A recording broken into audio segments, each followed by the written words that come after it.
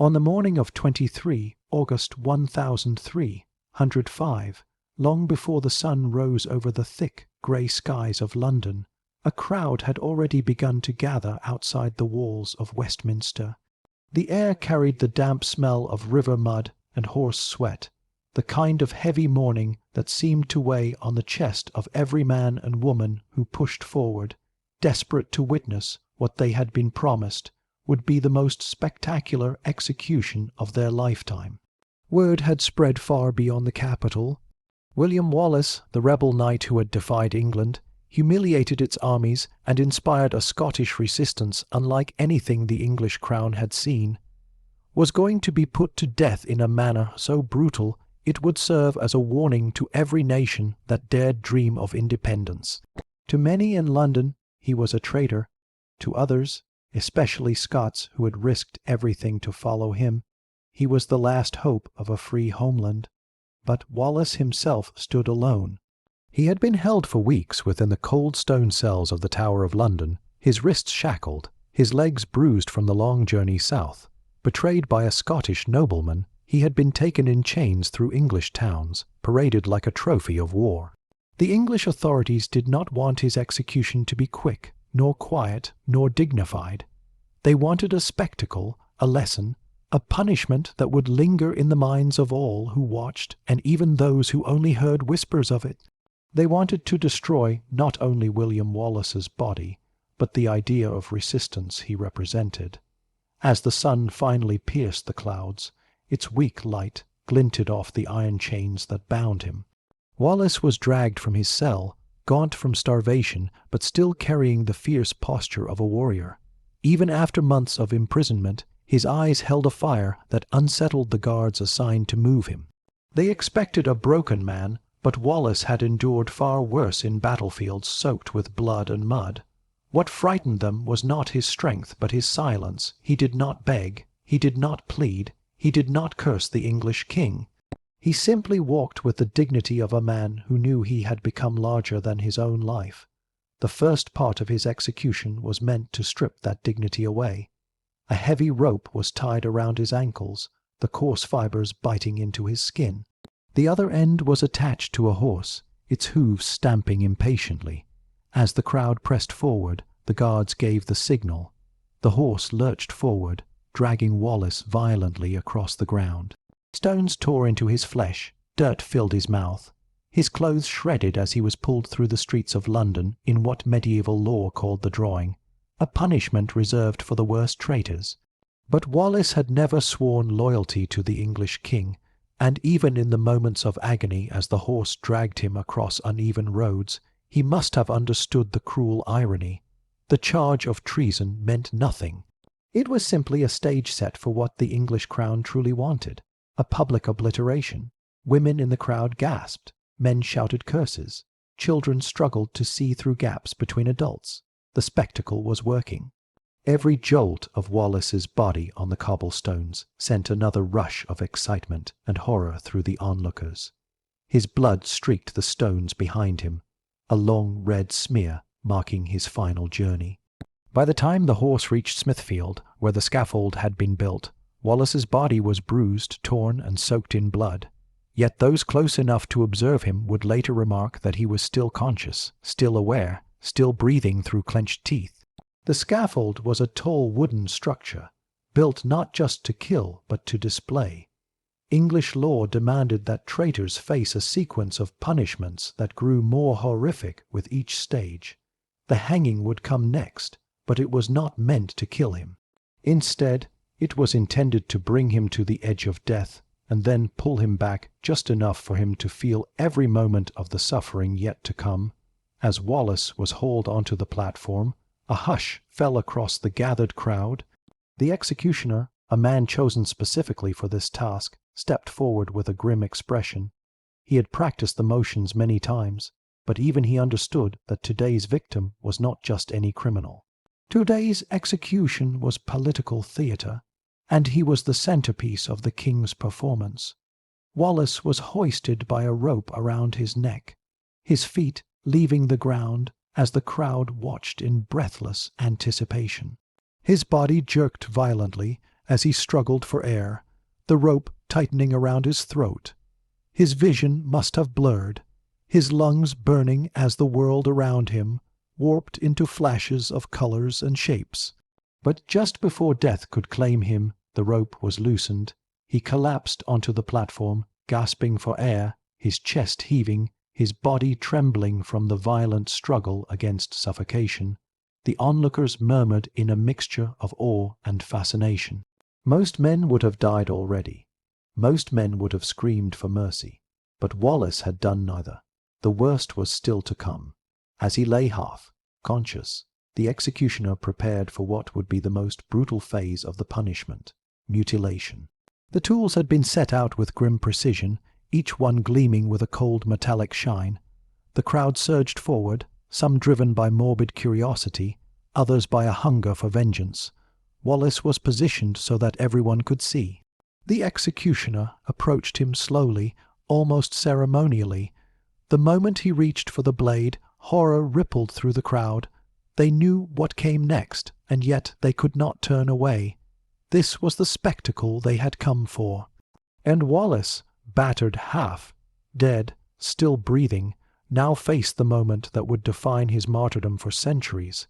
The executioner stepped forward with a steady, practiced calm, though even he could feel the weight of 1,000 eyes watching every movement. William Wallace lay stretched across the wooden platform, his chest still rising and falling rapidly from the forced hanging that had nearly killed him. Blood trickled from his lips, and the bruises across his skin had begun to darken into deep shades of purple and red. Yet even in this ruined state, there was something unbroken in him. His jaw clenched, his gaze, though fading, still held the fire of a man who refused to bow to the king who had condemned him, and that defiance only fueled the crowd's hunger for what came next. Medieval punishment for treason was not simply about ending a life. It was about unmaking a man, tearing down his body piece by piece to demonstrate the absolute authority of the king. And in Wallace's case, the symbolism was even more potent. His rebellion had nearly driven the English out of Scotland. He had shattered their armies, humiliated their commanders, and inspired countless Scots to take up arms. Now England intended to return that humiliation in the most grotesque manner imaginable. Wallace's execution was not justice. It was revenge measured in flesh. The executioner knelt beside him, lifted the blade, and paused for a breath. A hush fell over the crowd, as if the entire city of London inhaled at the same moment. Wallace's eyes flickered open, struggling to focus. He knew what was about to happen. No man in medieval England was unaware of the horrors reserved for traitors. The punishment was designed to strip a man of his masculinity, his dignity, and his legacy all at once.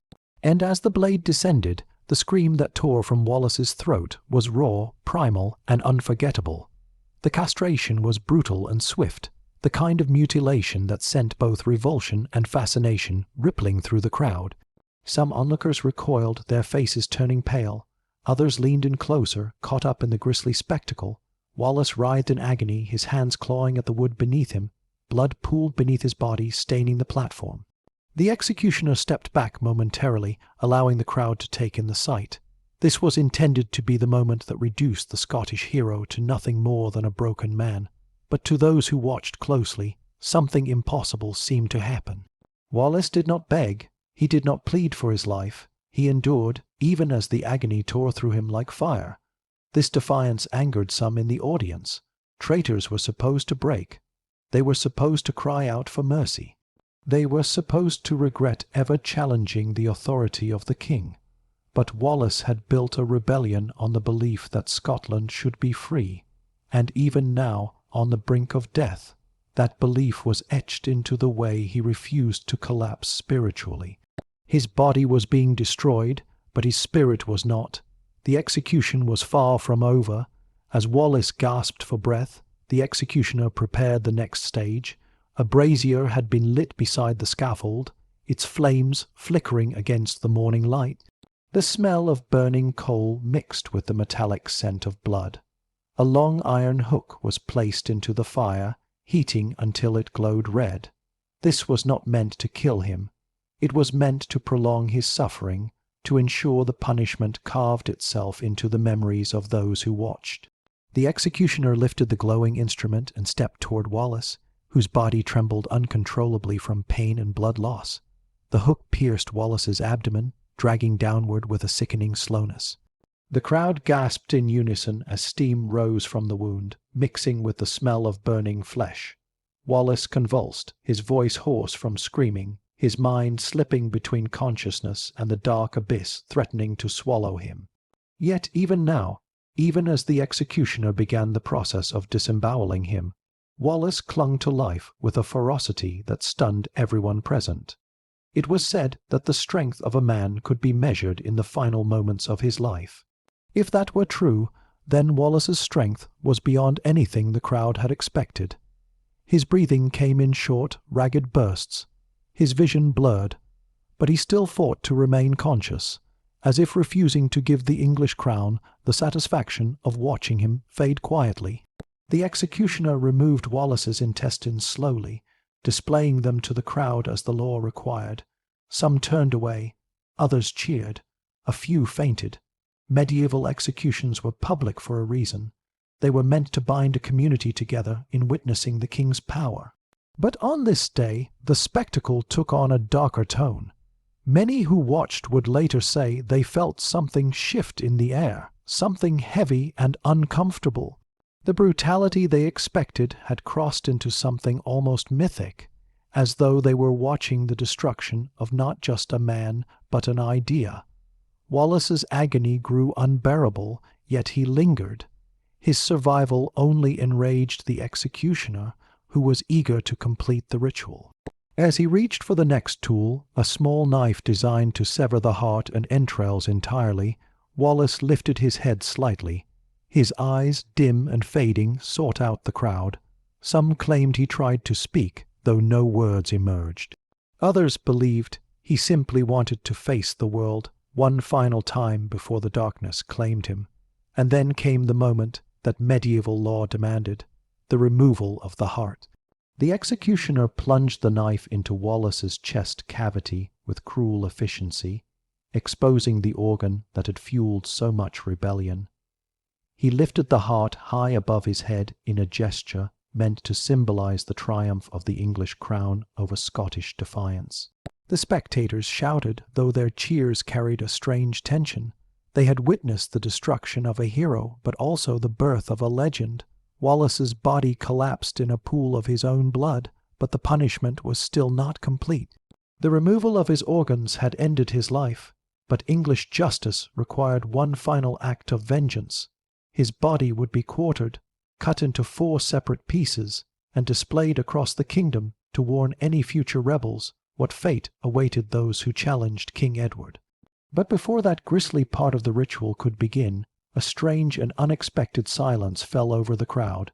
The screams, the cheers, the shouts all faded into a hush, as though everyone present understood they had just witnessed something that transcended death itself. Wallace had died, but not defeated. In that moment, even his enemies sensed it. The execution had not broken him. Instead, it had transformed him into something far more powerful than a rebel knight. It had turned him into a martyr. The executioner wiped his hands, unaware that history would judge this day far differently than the English crown intended. The rebellion that Wallace fought for was not extinguished. It had only begun to burn brighter. The crowd that had come to witness William Wallace's death did not disperse immediately. Many remained frozen in place, as though rooted to the damp earth beneath their feet. What they had seen was beyond anything they could have imagined when they left their homes that morning. They had expected a criminal to be punished. They had expected a traitor to be humiliated. Instead, they had watched a man endure pain with a fierceness that unsettled even the most hardened spectators. Some whispered that no ordinary man could withstand such torture without losing his mind. Others murmured that Wallace must have had God's protection, even in his final moments. But whatever they believed, one truth settled heavily over the square. Wallace was dead, yet he had not been defeated. As the executioner stepped back, his hands slick with blood, He signalled for the assistants to proceed with the final stage. Wallace's lifeless body was dragged to the centre of the platform. The once powerful frame, which had carried him across battlefields and through forests, now sagged like torn cloth. Yet even in death, his presence seemed to demand attention.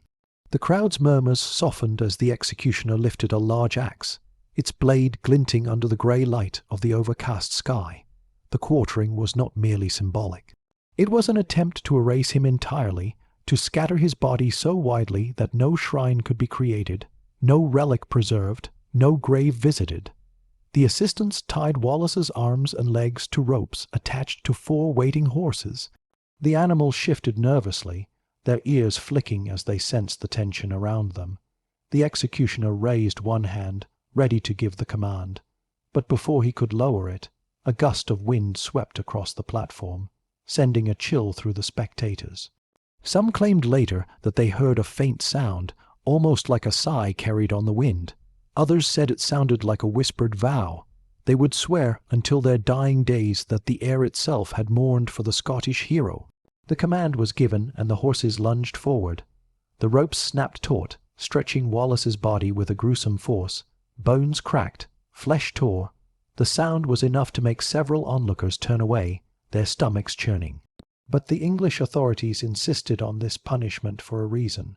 A rebellion had spread through Scotland, and men from villages to distant isles had taken up arms under Wallace's banner. To crush that spirit, England believed it needed to show absolute dominance. The quartering was the final message. When the executioner examined the remains, he nodded with satisfaction. Wallace's body had been divided, his physical form dismantled so thoroughly that no one would ever again see him whole. Yet in the minds of those who watched ironically, he became more whole than ever. His suffering now felt like the suffering of a nation. His death now felt like a promise. The crowd began to disperse, many walking away with slow, uneasy steps. No one spoke loudly, no one celebrated. Even those who despised the Scottish rebellion felt a bitterness in their mouths. They had come to see a traitor punished. They left having witnessed the destruction of a man whose courage seemed larger than life. The brutality of the execution overshadowed everything else. For some, it planted a seed of doubt. If this was justice, what did injustice look like? Among the spectators were travelers from distant regions, merchants from the north, diplomats from Europe, and even a few disguised Scots who had risked their lives to catch a final glimpse of the man they followed. One of them, a young man from Ayrshire, remained long after the platform was cleared. He clenched his fists tightly, forcing himself not to cry. His leader had fallen, but the rebellion had not. The English might have torn Wallace's body apart, but they had only strengthened the fire that burned in Scottish hearts. Meanwhile, the English authorities prepared the final act of their grim ritual. Wallace's head was to be preserved for display. The quartered limbs would be sent to different cities across England and Scotland.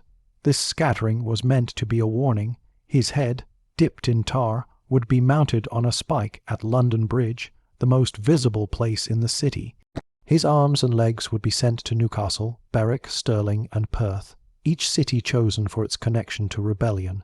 This was how the English crown intended to keep control, through fear, through spectacle, through the memory of agony. But the plan carried an unintended flaw. The very act meant to extinguish Wallace's legacy ensured that his story would travel farther than ever before. As the severed limbs were carried by riders across towns and villages, people whispered his name with reverence. Even in places where English power was strong, the tale of Wallace's final defiance began to spread. Some exaggerated the details, adding layers of myth and heroism. Others simply passed along the truth, which was powerful enough on its own. Everywhere the messengers rode, the legend grew. In Scotland, news of Wallace's execution struck like a thunderclap. Villagers wept openly. Warriors who had fought beside him punched walls, unable to contain their grief. Many had feared he would be killed, but none had imagined the cruelty of his fate. Wallace had been more than a commander. He had been a symbol of hope during a time when Scotland seemed destined to fall under the iron grip of England. Now that symbol had been tortured, mutilated, and scattered like ashes on the wind. Yet even in their sorrow, the Scots felt something else stirring within them: anger, resolve, a quiet understanding that Wallace had not died in vain. His suffering ignited something raw and powerful. For when a man dies in such a way, his cause does not die with him. It becomes a torch passed from hand to hand, generation to generation. Robert the Bruce, a nobleman who had once been Wallace's rival, heard the details with a heavy mixture of grief and shame. He had not always stood alongside Wallace, and at times their visions for Scotland had clashed. But upon hearing how Wallace had faced death, something shifted inside him. Wallace had shown what it meant to fight with absolute conviction. Bruce realized he could no longer waver between loyalty and ambition. The time had come for a leader who would finish what Wallace had begun, and so Wallace's death, intended to bring an end to Scottish defiance, triggered the rise of the man who would lead Scotland to victory. Bruce would go on to win the Battle of Bannockburn in 1314, securing Scottish independence for generations. Many later believed that Wallace's spirit marched with the Scots that day. His execution had become not just a memory but a rallying cry. Back in London, as Wallace's head was placed on the bridge, hundreds passed under it daily. Some mocked it, some ignored it, but others felt an uneasy chill when they looked up. The head did not seem defeated. Even in death, even dipped in tar, even mounted on a spike, the expression carried a strange mixture of defiance and calm, as though Wallace was still watching, as though he knew that the very punishment meant to erase him had ensured he would never be forgotten. His story had begun in the hills of Scotland, travelled through battles and forests, and now stretched across borders and kingdoms. But the story was not finished. It would travel for centuries, carried by poets, by soldiers, by historians, and by the people who refused to let his legacy be buried under English steel. Wallace had been executed, quartered, and scattered. But Scotland had gained something far more powerful than a living hero.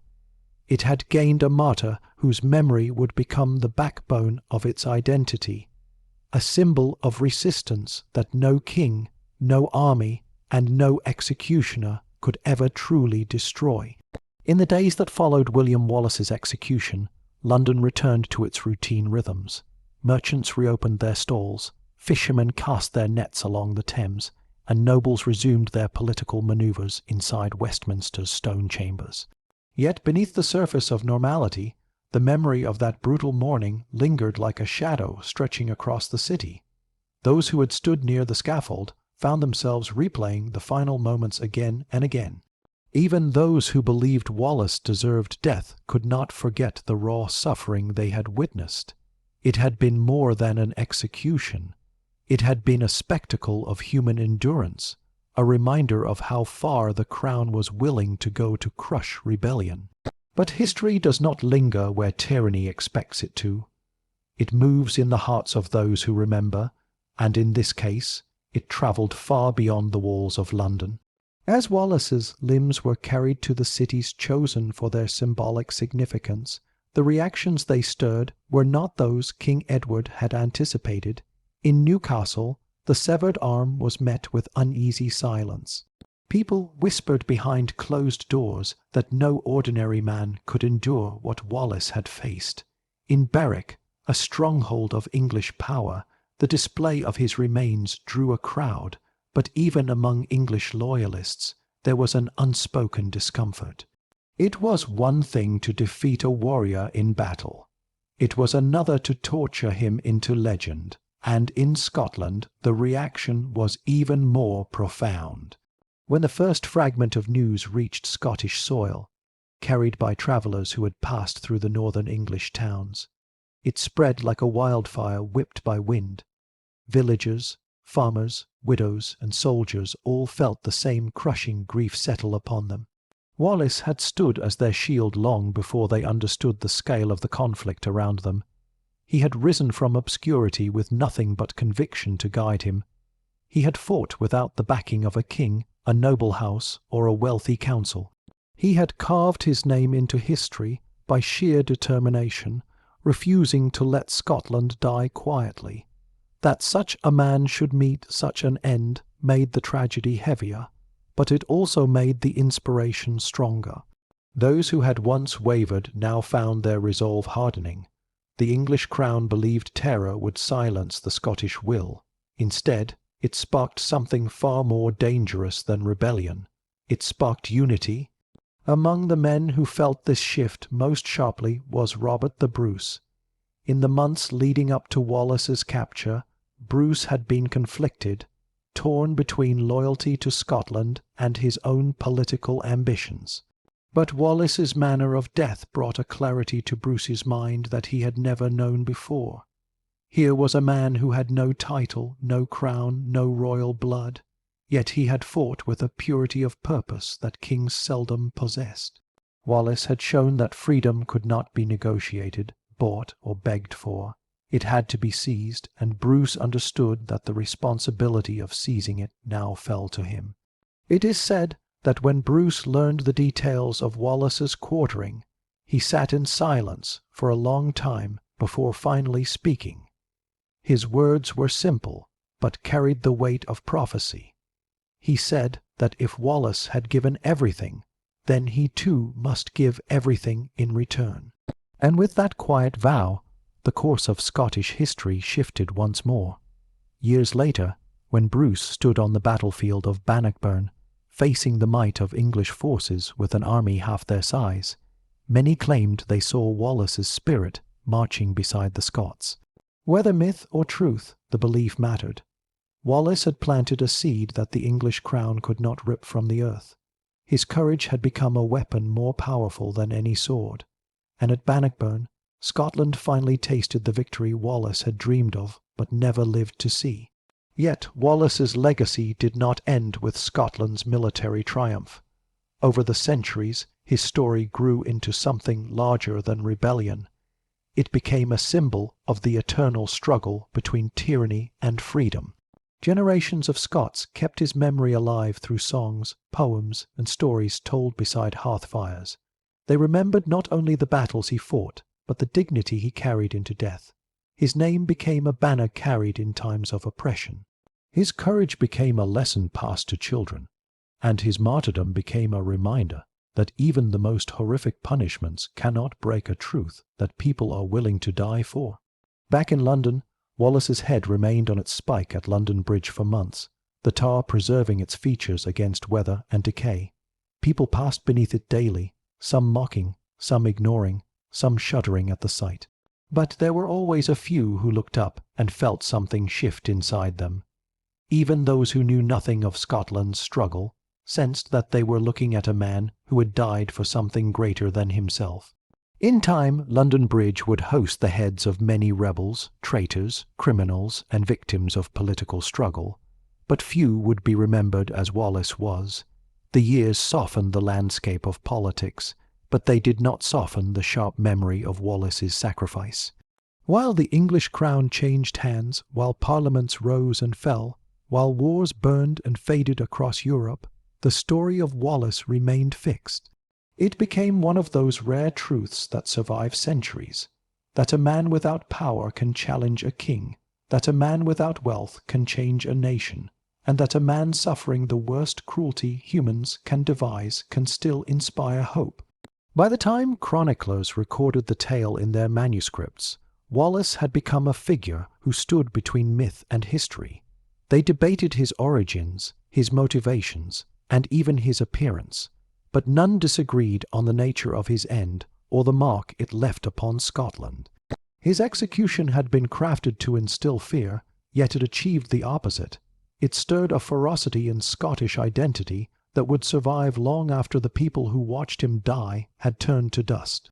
Centuries later, statues would rise in his honor, monuments would bear his name, poets would immortalize his courage, and across the world, whenever people spoke of resistance, Wallace's name would echo as a symbol of unbreakable will. For in the end, The English crown succeeded only in proving that you can destroy a man's body, but you cannot destroy what that man stands for. Wallace's limbs may have been scattered across the kingdom, but his legacy became whole in a way his executioners never intended. His death was meant to close a chapter.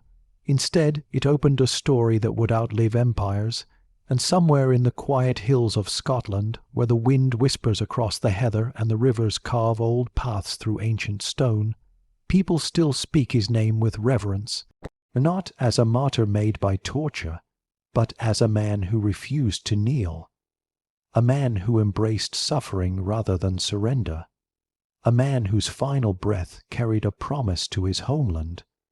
William Wallace died on a wooden scaffold in London, but his spirit returned home, and there it has remained, unbroken and immortal, carried in the heart of every generation that still believes freedom is worth everything.